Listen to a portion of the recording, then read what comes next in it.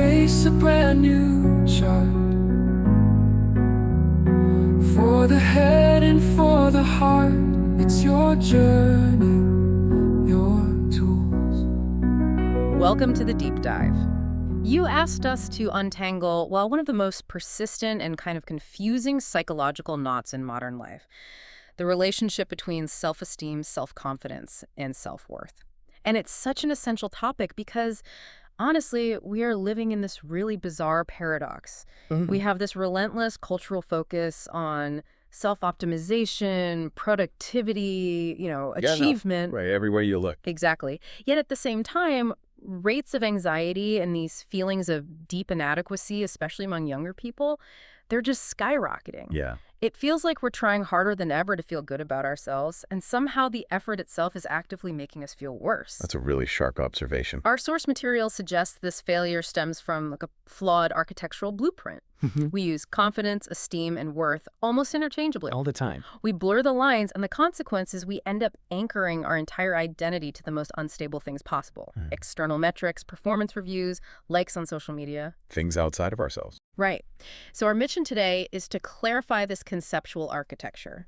We really want to show you how you might decouple your intrinsic value from your accomplishments, your failures, and even your current mood. And that conceptual confusion is absolutely crucial because if you're chasing the wrong concept, let's be honest, you'll never find stable ground.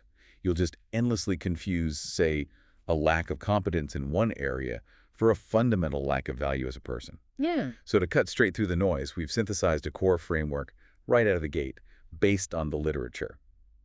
Think of these three concepts as stacked, distinct, yet interconnected dimensions of your self-view. Okay? Self-confidence is about capability. It's basically a belief in your skills to execute a specific action. Can I do this? Got it. Action-oriented. Exactly. Then self-esteem is more about evaluation. It's your appraisal, your rating of how well you think you measure up. Am I good enough? The judgment part. That's it. And then self-worth is the foundation. It's about being.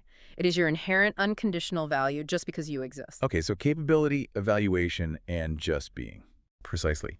And the biggest cultural pitfall we see, and that the sources really highlight, is that society, and frankly, a lot of the self-help industry, often frame worth as an outcome, something to be constructed, something you have to build through daily effort. Right, like another project to manage. Exactly. And this reinforces that exhausting go, go, go, do, do, do mentality. It traps individuals in this cycle where they constantly feel they have to earn the right to exist, to feel okay about themselves. Okay, let's unpack this step by step then, starting with the one that maybe feels the most immediate and, frankly, painful when it dips. Self-esteem. So self-esteem is fundamentally an act of internal judgment. It's a subjective, overall emotional evaluation of yourself. The feeling about the thinking. Yeah. The Latin root is estimer, which means to appraise, value, rate, or estimate. So it's not just what you think you are, but how you feel about the person you perceive yourself to be. It really is like an internal rating system. Constantly updating. Constantly. And Nathaniel Branden, who was a real pioneer in self-esteem research, he broke this down into two essential convictions or pillars. Right. The first is self-efficacy. Basically, the confidence in your ability to cope with life's basic challenges and just, figure things out. That practical competence belief. Exactly.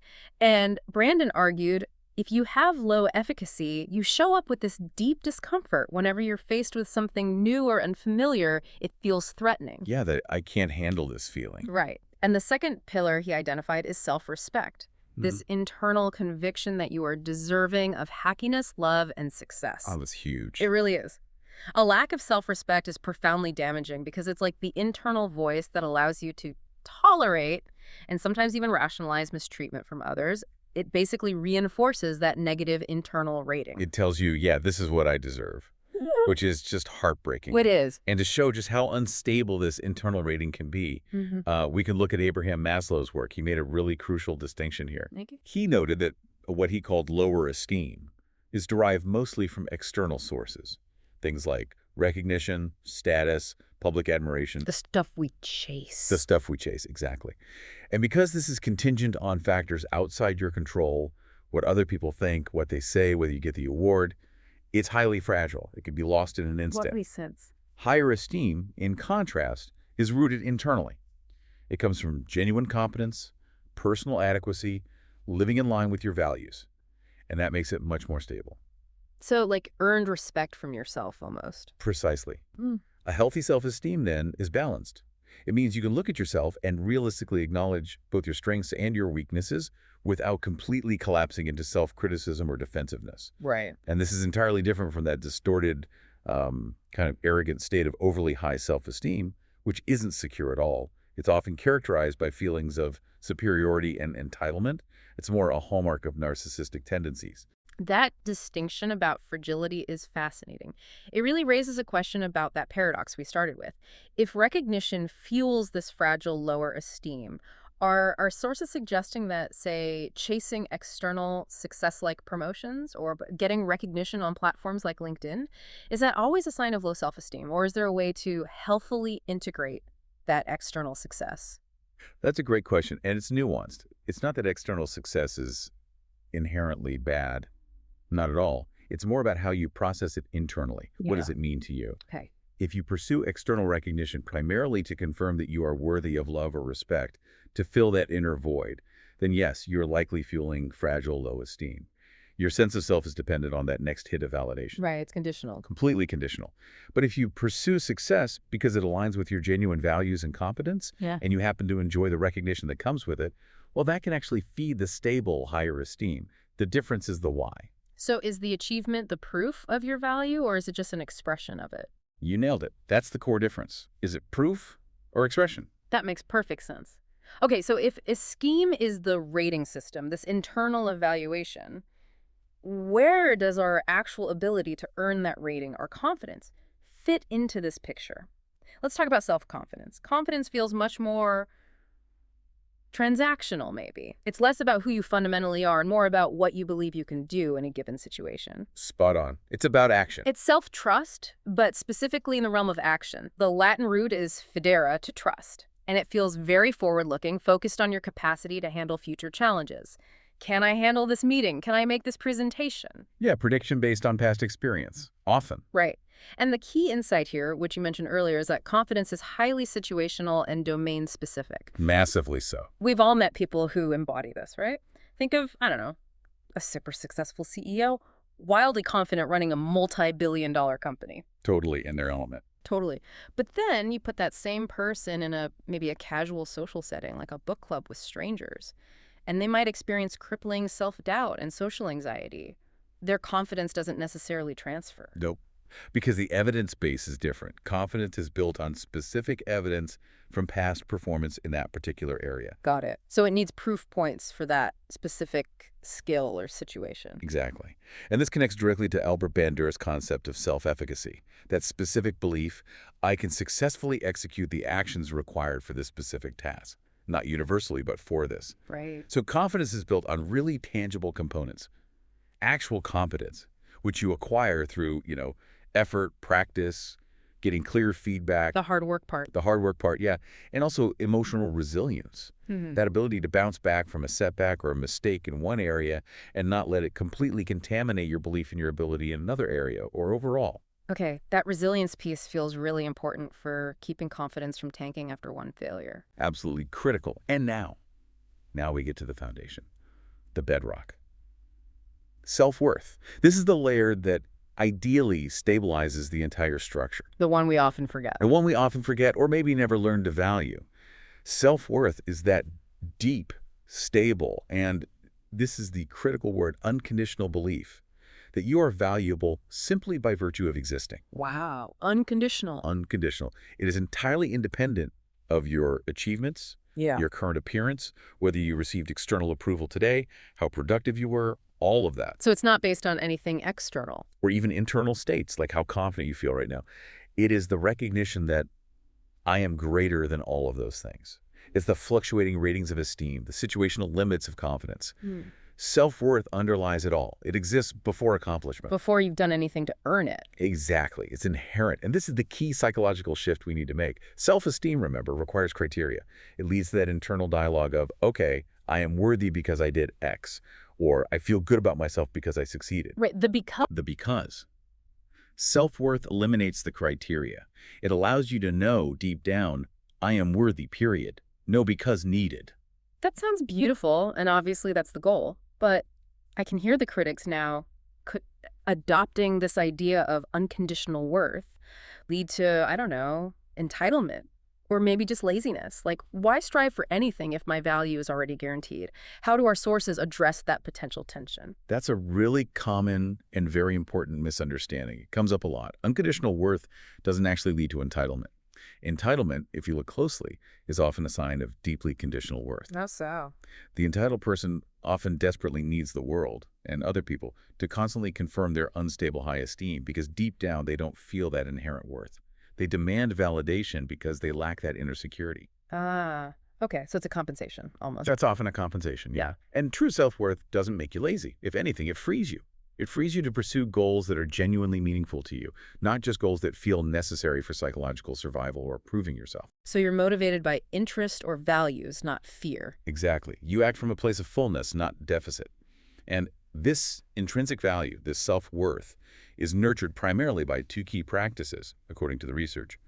Self-acceptance, embracing all parts of yourself, flaws included, without harsh judgment. Accepting the whole messy picture. The whole messy human picture. And particularly self-compassion. Kristen Neff's work here is groundbreaking. She identifies self-compassion as having three core components. Okay, what are you? First, self-kindness, just treating yourself with the same care you'd offer a good friend who's struggling. Second, recognizing a sense of common humanity, understanding that suffering, failure, imperfection. These are part of the shared human experience, not some unique personal failing. Ah, so it counters that feeling of isolation and failure. Precisely. Takes the sting out of it by universalizing it. And third is mindfulness, observing your negative thoughts and feelings without being totally swept away by them, just acknowledging them with some balance. It's interesting that common humanity is such a key piece.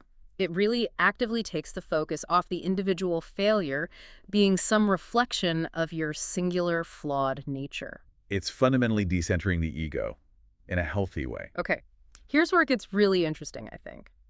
Understanding how these three concepts, esteem, confidence, worth, actually interact in the real world, especially when that worth foundation is shaky. This is where the rubber meets the road. Let's consider that classic archetype.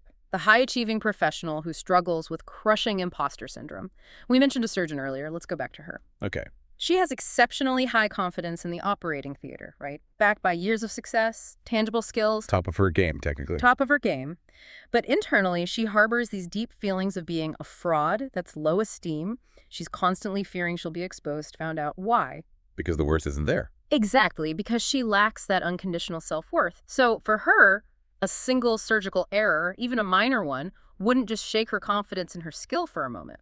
No, it's catastrophic. It triggers an existential crisis. It threatens her entire identity because her sense of value is completely contingent on flawless performance. The stakes are impossibly high for every single action. I remember actually when I first started learning to play the guitar, a much lower stakes example. Okay.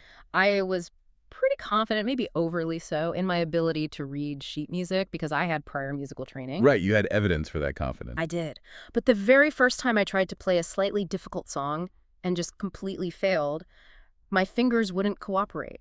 I didn't just feel frustrated with my fingers, the lack of skill. What did you feel? I felt this disproportionate wave of shame. Like this feeling that I was fundamentally inept, stupid even.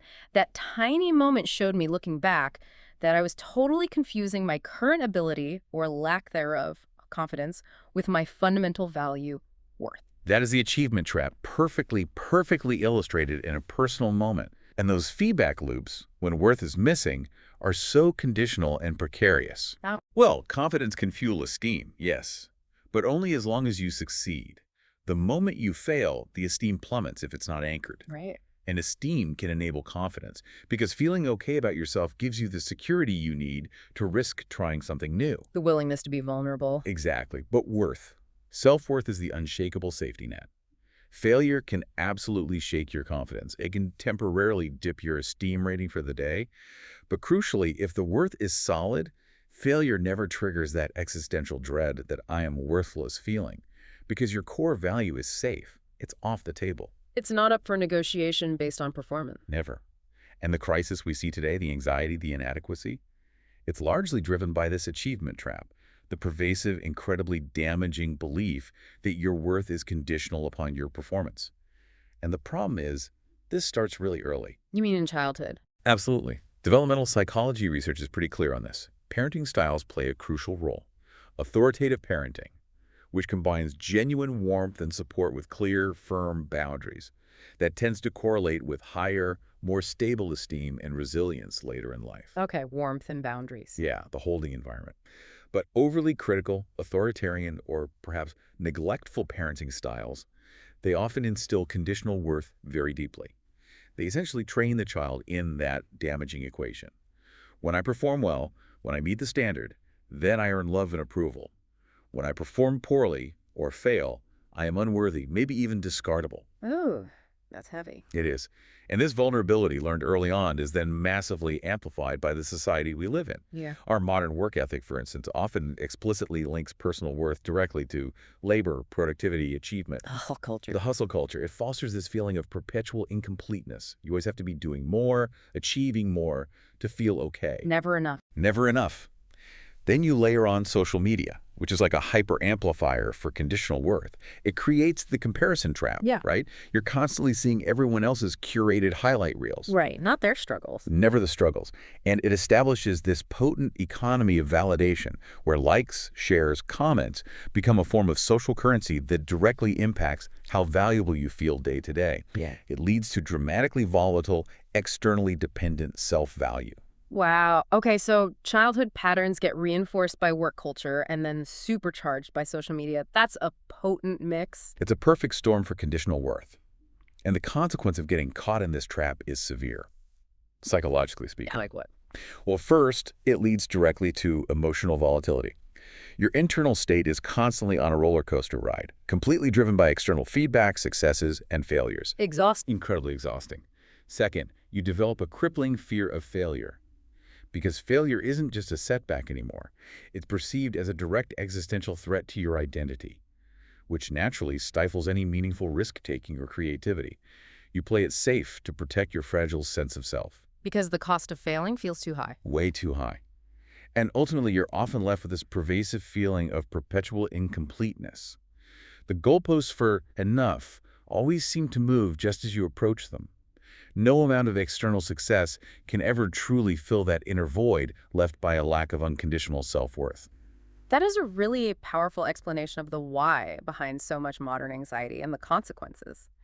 Okay, so let's pivot hard now to the how. We've identified the problem, the flawed architecture. What do the sources offer in terms of building resilience and actually cultivating that unconditional self? We've got 3 major psychological models that seem to help target these specific architectural flaws. Yes, thankfully there are pathways forward. Okay, first up, we have cognitive behavioral therapy, CBT.